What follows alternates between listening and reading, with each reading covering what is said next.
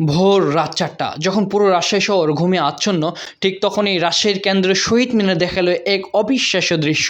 Brazil বনাম স্কটল্যান্ডের বহুল প্রতীক্ষিত ম্যাচকে ঘিরে হাজারো ফুটবল প্রেমীদের ঢল নেমেছিল রাজশাহী কেন্দ্রীয় শহীদ মিনারে। হাতে ব্রাজিলের পতাকা, গায়ে প্রিয় দলের জার্সি আর চোখে মুখে ছিল জয়ের স্বপ্ন। খেলার শুরু আগ থেকে কেন্দ্রীয় শহীদ মিনার এলাকা পরিণত হয় এক বিশাল ফুটবল উৎসবে। তরুণ, কিশোর, শিশু থেকে শুরু করে বয়োজ্যেষ্ঠ সবাই একসঙ্গে উপভোগ করে বিশ্ব ফুটবলে এর মহরণ। ম্যাচের প্রতিটি আক্রমণ, প্রতিটি সুযোগ আর প্রতিটি রোমাঞ্চকর মুহূর্তকে দর্শকদের উচ্ছ্বাসে মুখর হয়ে ওঠে পুরো এলাকা। করতালি, স্লোগান আর উল্লাসে ভোরের নীরবতা ভেঙে সৃষ্টি হয় এক অন্যরকম পরিবেশ।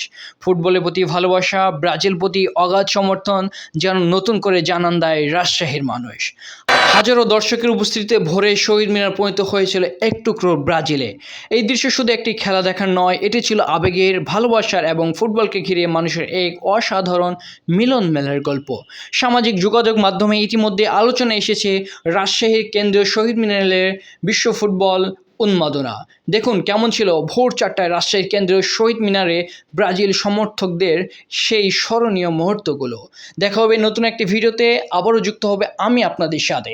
এতক্ষণ ছিলাম রাজশাহী কেন্দ্র শহীদ মিনার থেকে আমি আরিফ।